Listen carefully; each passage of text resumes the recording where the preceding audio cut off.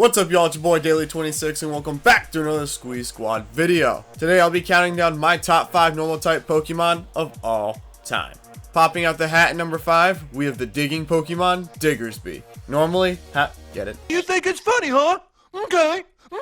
The first route Pokemon has never really been that strong or worth using. But an experienced trainer will tell you there's a few exceptions to them, and one is Diggersby. Thanks to the ability Huge Power, Diggerby's attack stat is doubled, meaning its extremely weak base 56 power becomes a nasty at 112, no item required. Who's that Pokemon? Meaning you could take a choice band, slap it on Bugs Bunny over here, and double it again, rocking base, 224? God damn, it's a lot of power! Not to mention the fact that its move pool is absolutely insane. And having the ground typing doesn't hurt it either. Its supporting stats aren't the greatest, but it can be made up for with other items and proper strategies. Diggersby is also the most well-designed first route Pokemon in my opinion. The big fat bunny design just works so well for it. And with the biggest set of ear fists south of Mason-Dixon, it's easily earned itself a spot on my list. Rolling out of bed at number 4, it's Snorlax. Now, Snorlax is the oldest Pokemon on this list, being part of the original 151.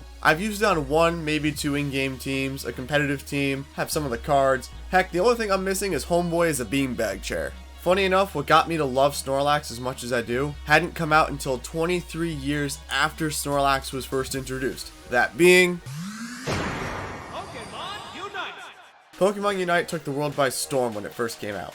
A 5-on-5 MOBA where you can choose Pokemon who have certain roles and abilities in order to take down each other's towers. I love playing as Snorlax in Unite. The friends I play with tend to play more offensive type Pokemon, so picking a defensive tank just fits so well. Playing with Snorlax in Unite made me want to use Snorlax in other games as well, and my love for it just started to grow more and more. The player base in Unite is not nearly as big as it used to be. I still go back and play a couple matches every once in a while, but if Unite gave me anything, it was a newfound appreciation for Snorlax. For my number 3 pick, I decided to go with the season Pokemon, Sawsbuck. A Pokemon that changes design while in a different season is such a great concept. I go back and forth on whether I want Sawsbuck's typing to change with the seasons or not, but for the most part, I'm okay with it staying a normal and grass type. I love the design of all 4 seasons. Heck, I recently made a competitive one in Scarlet, and I still don't know what season to keep it as. Sawsbuck's move pool and abilities are pretty solid. A great pick for any in-game team. Competitively, however, its stats are mediocre at best, and it really holds Sawsbuck back. That doesn't mean it's a bad Pokemon though. It can be used if the player knows what to do with it, but I wouldn't count on an OU suspect test anytime soon. And honestly, it doesn't matter. Due to Sawsbuck's great design and cool concept, it'll always have a spot on my list. Once it finishes downloading, y'all will see my number 2 pick goes to Porygon 2. In my mind, the Porygon line never gets enough love. We all know about the anime episode that led to Porygon and its evolutions getting banned from TV. But even in the games, it's never really been explained what Porygon is, let alone where to find it. For the first 3 generations, Porygon could only be obtained in the Game Corner. And as a kid playing these games, I never had the funds to buy the coins to get Porygon, and I was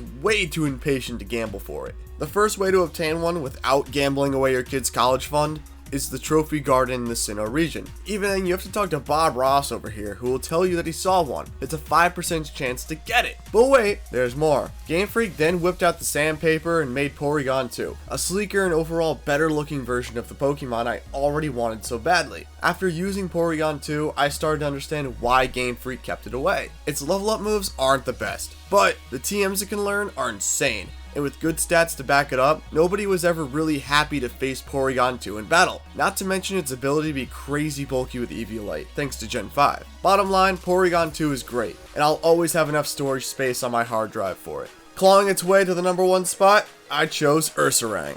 I played XD Gale of Darkness a lot as a kid, and Ursaring was on my team every time. There's just such a powerful presence that's felt when Ursaring is on the field, and with a monstrous 130 attack stat, it makes a lot of sense as to why. Unfortunately, the rest of its stats are lacking, and its abilities are okay at best. Don't get me wrong, Guts is a great ability, but not when Ursaring's base speed is only 55, and having to take status damage every turn puts a Guts and a Quick Feet variant on a timer.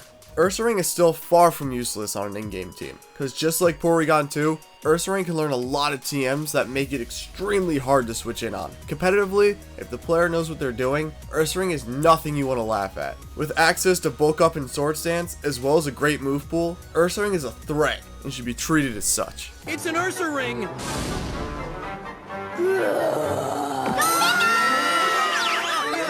One thing I love about making these types of lists is realizing just how many Pokemon I've grown fond of over the years. I used to think normal was a basic and bland type, but after writing this list, I realized just how many amazing normal types there are, and I can't wait to try more of them out. Thanks for watching this week's SQEE Squad video. Don't forget to like and tell me in the comments what your favorite normal type Pokemon are, and I'll see y'all next time. Bye!